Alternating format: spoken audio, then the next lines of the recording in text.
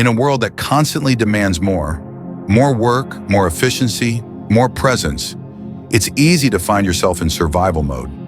This is the state where you're no longer living, only reacting.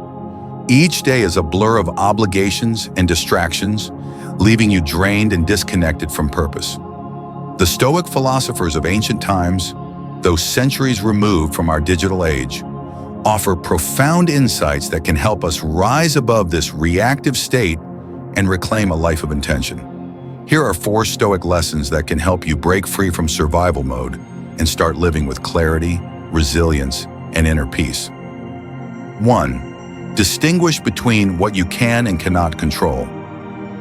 Some things are up to us and some are not. Epictetus.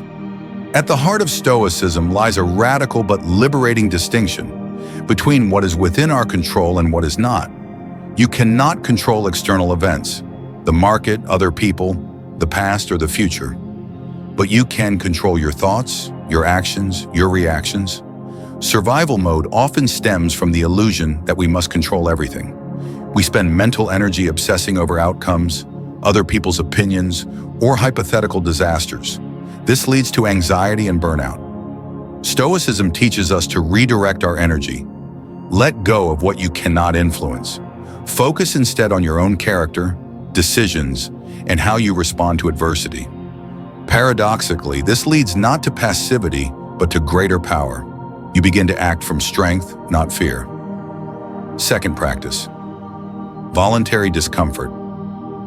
Set aside now and then a number of days during which you shall be content with the scantiest and cheapest fare, with coarse and rough dress, saying to yourself all the while, "Is this the condition I feared?"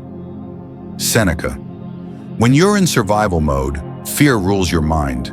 Fear of failure, of poverty, of being judged. But much of this fear is imagined. Seneca, one of the wealthiest men of his time, regularly practiced living with less.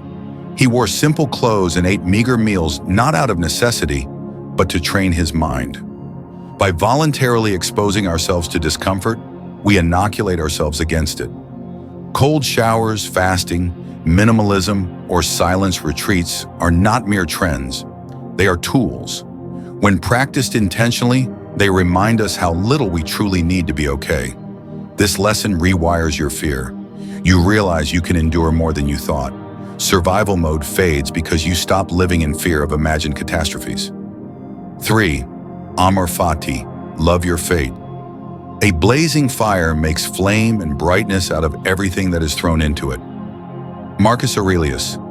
Amor fati means to love your fate, not just to accept what happens, but to embrace it as necessary, even good. This does not mean passive resignation. It means using every event, no matter how painful, as fuel for growth. When you're stuck in survival mode, every setback feels like a crisis. Every delay, every rejection seems personal. But if you begin to see challenges as opportunities, as part of your unique training, everything changes. Marcus Aurelius wrote his meditations during war, illness, and betrayal. Yet he turned every obstacle into a lesson. You can do the same. Begin to see life not as something that happens to you, but for you. Use every trial to become more courageous, disciplined, and wise. 4. Memento mori. Remember, you will die. You could leave life right now. Let that determine what you do and say and think. Marcus Aurelius. This is not a call to despair, but to urgency. Memento mori is a reminder of the one truth we often avoid. Death is coming. Not someday. Every minute, we are moving toward it. This awareness, far from morbid, is deeply clarifying. When you remember your time is finite, your priorities sharpen. The trivial fades away. You no longer postpone your values for some imaginary future. You begin to live now. Survival mode thrives on distraction and delay. But the Stoic who remembers death begins to truly live. They speak honestly, act purposefully, and love deeply because they know the moment is all they have. Final thoughts.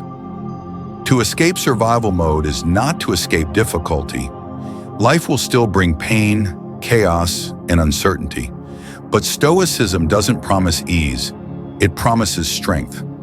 By accepting what we cannot control, embracing discomfort, loving fate, and remembering our mortality, we rise above mere survival. We begin to live as nature intended, with courage, virtue, and peace. The world may remain noisy and demanding, but within you, a quiet, invincible space can grow.